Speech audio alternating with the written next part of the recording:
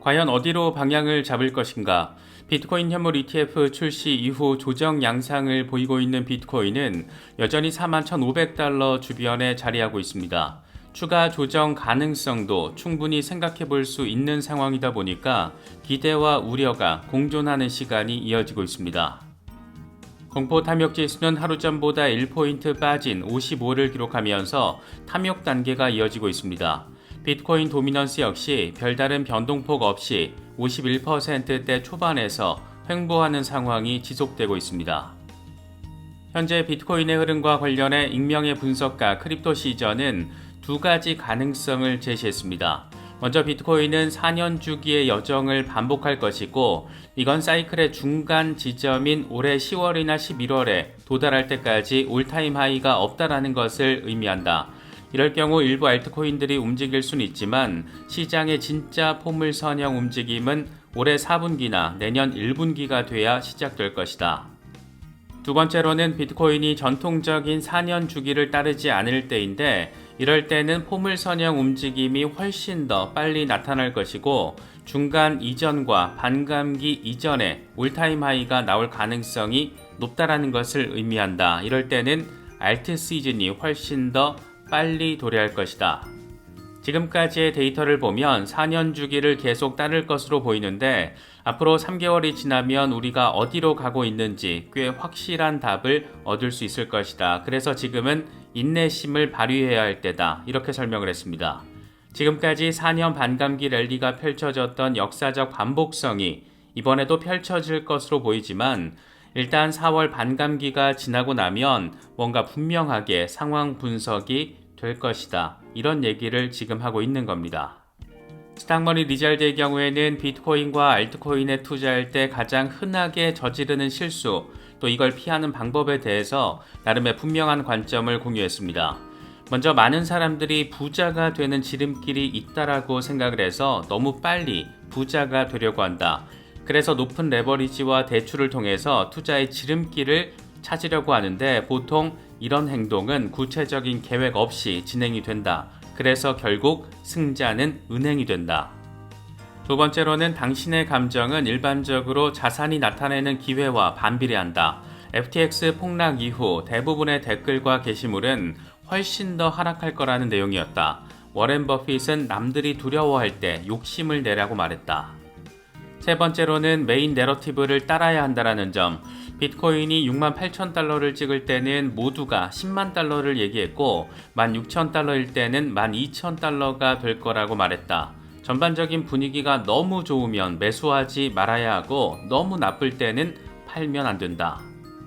네 번째로 제시된 것은 100배 상승할 보석 같은 종목을 사냥하는 것. 운이 좋은 종목도 있을 수는 있지만 100배 펌핑을 쫓는 것이 주된 투자가 돼서는 안 된다. 일반적으로 이런 소형주 차트는 심하게 조작되어 있는 경우가 많다. 많은 사람들이 내러티브를 만들어서 펌핑시킨 뒤에 당신이 진입하면 매도 폭탄을 때려버린다. 이렇게 몇 가지 일반적인 상황들, 그러나 반드시 특히 강세장에서 꼭 유념해야 하는 점들을 강조해서 설명을 했습니다. 과연 나의 투자 스탠스는 어떤 상황인지 되돌아볼 수 있는 그런 멘트가 아닐까 싶기도 합니다. 분석가 닥터 프라핏은 비트코인이 본격적인 상승 전에 추가 조정을 받으면서 후퇴할 거라는 기존의 전망을 거듭해서 강조했습니다. 마켓 메이커들은 펌프와 덤프로 당신을 지치게 만들고 비트코인에 대한 희망을 잃게 만들고 그렇게 시장을 떠나도록 강요할 것이다. 이 시장은 당신이 수익을 내는 게 아니라 다음 강세장이 시작되기 전에 완전히 겁을 먹기를 원한다. 그들의 함정에 빠져서는 안 된다. 지금 비트코인은 42,000달러에서 완전히 약세를 유지하고 있고 앞으로 몇 주 동안 더 많은 하락이 나올 것으로 나는 예상하고 있다. 다음 움직임은 39,300달러에서 39,700달러 구간이 될 것으로 보이는데 앞으로 며칠 또는 몇 주 안으로 예상할 수 있다. 이렇게 설명을 했습니다. 지금 수준에서 조정을 받다가 횡보 양상을 보이면서 스멀스멀 반등을 해주면 딱 좋긴 한데 최근 워낙 급격하게 올랐던 만큼 추가 조정 가능성도 자리하고 있다라는 점 참고하시면서 대응하시면 더 좋을 것 같습니다. 분석가 크립토로버는 블랙록이 설정한 비트코인 게임 플랜이라면서 7단계 상황을 제시했습니다. 먼저 블랙록은 비트코인이 계속 존재하게 될 거라는 점을 깨닫게 됐고, 그래서 비트코인과 관련한 퍼드를 만들어서 덤핑시켜버렸고, 이후에 개미들이 비트코인을 던지고 이걸 블랙록이 받아먹고, 그리고 나서 비트코인 ETF를 런칭한 것이다. 이제 블랙록은 비트코인을 엄청 많이 축적을 하고 있는데, 지금 우리는 이 단계를 경험하고 있다. 블랙록이 축적을 모두 마친 뒤에 비트코인 강세장이 시작될 것이다. 이렇게 나름의 관점을 제시했습니다. 블랙록은 현지 시간으로 1월 19일 기준 이미 비트코인을 3만 개 가까이 축적을 했고, 미국에 있는 비트코인 ETF에 담긴 비트코인이 63만 8,900개, 270억 달러 규모. 이제 고작 비트코인 현물 ETF 출시된 지 열흘 정도밖에 되지 않았는데, 지금의 이런 상황을 바라보고 있으면 뭔가 상황이 장난 없다, 이런 점도 함께 느낄 수 있는 상황입니다. 분석가 케빈 스펜스는 비트코인이 몇 달 안에 새로운 올타임 하이를 기록할 것이라고 내다봤습니다. 이 양반은 S&P 500이 사상 최고치에 근접하고 있는데, 역사적인 패턴을 대입해서 보면 비트코인이 S&P 500을 따라서 동반 상승할 가능성이 높다. 두 번째와 세 번째 비트코인 반감기 기간에 S&P 500의 사상 최고치는 비트코인의 상승 이전에 펼쳐졌다. 다만 중요한 지지라인인 4200달러 아래로 떨어질 경우 35,000달러 주변까지도 다시 리테스트할 수 있지만, ETF 승인과 반감기 등 긍정적인 재료들을 고려하면 빠르게 회복될 것이다. 이렇게 전망을 했습니다. 리플 소송과 더불어서 코인베이스 소송 사건 역시 그 결과가 어떻게 나올지 엄청난 관심을 받고 있습니다. 이와 관련해서 블룸버그의 법률 분석가 엘리어 스타인은 이번 소송에서 코인베이스가 전체 기각을 받을 가능성을 70%로 내다봤습니다. 이 양반은 이번 소송에서 SEC 주요 청구에 대해서는 기각될 것으로 생각을 했지만, 스테이킹과 브로커 청구권에서는 승리하지 못할 수도 있다. 이렇게 설명을 했습니다. 코인베이스가 고객 자산을 스테이킹하고 고객을 대신해서 보상을 받고 이걸 반환했기 때문에 이건 투자 계약을 제한하고 판매한 것으로 볼 수 있어서 SEC 규제권 안에 들어갈 수 있다는 겁니다. 이 양반은 지난해 7월 리플 사건 약식 재판 결과를 함께 인용하면서 공개 거래소에서 판매된 디지털 자산은 투자 계약을 구성하는 요소와 관련한 하위 테스트와 딱 들어맞지 않는다. 이렇게 설명하기도 했습니다. 사실 이번 코인베이스 사건이 재미있게 느껴지는 것은 담당 판사인 캐서린 파일라 판사 덕이 아닐까 싶기도 합니다. 당시 파일라 판사는 그러니까 지난주에 SEC의 주장이 너무 광범위해서 우려스럽다. SEC의 주장대로 따져보면 비니 베이비 인형 등 수집품도 증권의 정의에 부합할 수 있다. 스테이킹과 관련해서도 SEC는 스테이킹이 미등록 증권 서비스 제공이라고 불만을 제기했지만, 이건 가장 전통적인 투자 방식과는 거리가 멀다. 이렇게 지적했습니다. 새로운 혁신 기술을 90년짜리 낡은 기준에다가 억지로 끼워 맞춰서 대입을 해 규정을 한다라는 게 말 같지도 않은 똥 같은 소리라는 얘기를 지금 하고 있는 겁니다. 재판 시작부터 이런 분위기가 조성되다 보니까 코인베이스 사건 또 리플 사건 모두 긍정적으로 정리가 잘 되면 이 시장에 대체 얼마나 큰 영향을 미치게 될까 괜히 더 설렘이 느껴지는 것은 꼭 기분 탓만은 아닌 것 같습니다. 말 나온 김에 리플 소송 상황 간단히 정리를 해보면, 지금 가장 화두가 되고 있는 것은 SEC가 리플의 2022년 또 2023년 재무제표 그리고 기관 대상 XRP 판매 계약서를 작성하도록 법원에 요청을 한 내용입니다. 이에 대해서 리플은 당연히 SEC의 요청에 대해서 반대한다라는 의견서를 지난주에 법원에 제출한 상태입니다. 이번 건은 SEC와 리플의 벌금 합의 이슈와 관련된 건데, 지난해 약식재판 판결 당시 초기 기관 대상 판매 XRP는 증권에 해당한다. 이것에 대한 벌금을 어떻게 책정하고 벌금 합의를 진행할지 여부, 이 단계가 지금 진행되고 있는 겁니다. 재미있는 것은 SEC는 재무제표와 SEC 기소 이후 XRP 기관 판매 물량까지 모두 다 싹 다 파악을 해서 벌금 액수를 높이려고 이 쌩 난리를 지금 또 피우고 있다라는 데 자리하고 있습니다. 법원에 강제 명령을 요청하면서 재무제표와 판매 계약서가 과태료 액수를 결정하는 데 도움이 된다. 이렇게 아예 대놓고 속내를 까발리기도 했습니다.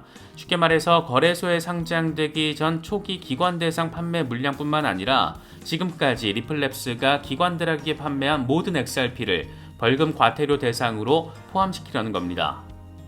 이게 약식재판의 취지를 잘 몰라서 왜곡하고 있는 건지 일부러 저러는 건지 그것까지는 정확히 알 수는 없겠지만 약식재판 판결을 내린 아날리사 토레스 판사가 SEC의 이번 요청과 리플의 반대 입장 등을 모두 검토한 뒤에 어떤 결정을 내릴지를 보면 방향성은 분명하게 생각할 수 있을 것 같습니다.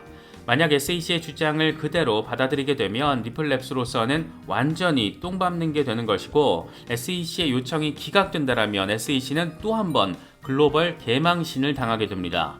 약식재판 판결문의 취지가 과연 거래소 상장 이후 작년까지 판매된 모든 기관 대상 XRP 물량이 증권에 해당한다라는 것으로 바라볼 수 있는 건지 개인적으로는 그렇게 보기 좀 어렵다라고 생각하고 있는데 과연 토레스 판사의 결정이 어떻게 나올지 그래서 더 기대가 되고 주목되는 그런 상황입니다.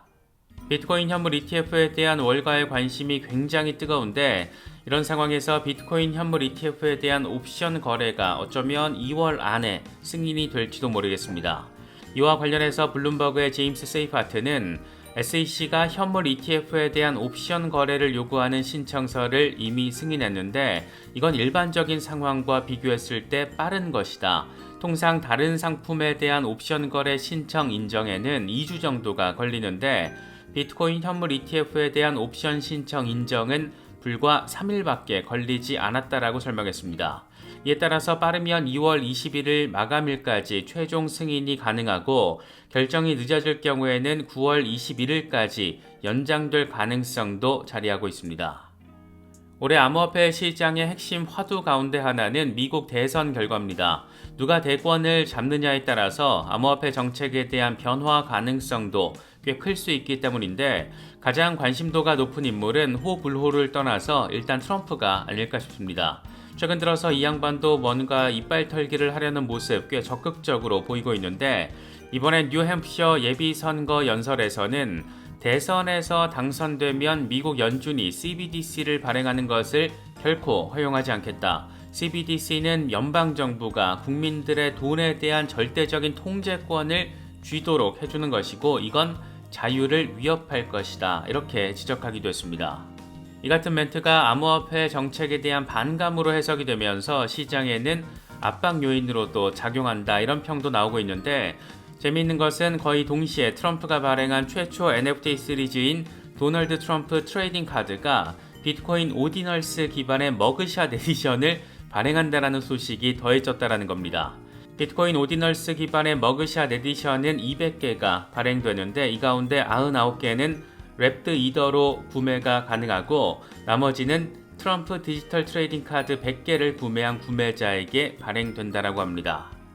이 양반은 이더리움 기반 NFT 발행을 통해서 이더리움으로 수익을 냈고 그래서 결과적으로 이더리움 홀더이기도 합니다. 지난 4월 공개된 재무 기록을 기준으로 하면 당시 트럼프는 최대 500만 달러 규모의 이더리움을 보유하고 있었고 NFT 라이선스로 490만 달러 수익을 거둔 것으로 나타났습니다. 물론 최근 이더리움 매도 정황이 포착되긴 했지만 어쨌든 이 양반은 블록체인 기술을 적극적으로 활용을 해서 거액의 수익을 남긴 그런 인물이기도 합니다. CBDC는 싫은데 비트코인과 이더리움은 적극적으로 또 활용을 해서 돈을 벌고 있는 대선 후보. 과연 트럼프가 당선될 경우 암호화폐 시장에는 어떤 영향을 미치게 될 것인가? 이와 관련해서 바네크는 지난달 발표한 2024년 예측 보고서에서 트럼프가 당선될 경우 비트코인 가격은 11월 9일에 사상 최고치를 갈아치울 것이라고 전망했습니다. 그러면서 제시한 가격은 10만 달러였습니다. 트럼프가 290명 선거인단을 확보해서 대통령직을 되찾는 전투적인 선거 이후에 SEC의 적대적인 규제 접근법이 폐지될 거라는 낙관론이 제기되고 있다라며 이같이 예측했습니다. 매트릭스 포트의 경우에도 트럼프가 재선될 가능성이 높다라며 트럼프의 정책은 주식시장과 암호화폐 가격을 띄우게 될 것이다. 다만 트럼프가 재선돼도 갠슬러 SEC 위원장은 2026년 6월 임기 만료까지 재임할 수도 있다라고 덧붙였습니다. 개인적으로 트럼프가 당선되면 갠슬러는 어떤 방식으로든 어떤 이유로든 집에 갈 것 같긴 한데 아무튼 4월 비트코인 반감기 이후에 11월 미국 대선 결과가 이 시장에 엄청난 반향을 일으킬 수도 있다라는 점 참고하시면 좋을 것 같습니다. 비트코인 네트워크와 관련해서 진짜 엄청 아주 많이 흥미로운 상황이 포착됐습니다. 아크인베스트의 애널리스트 야신 엘라만드가 공유를 한 건데 비트코인 해시레이트가 600 엑사헥시 per second를 기록했다라는 게 핵심입니다. 이와 관련해서 야신 엘만드라는 이건 비트코인 네트워크가 은하계별 50억 개를 계산하고 처리할 수 있는 능력을 갖추고 있다라는 것을 의미한다.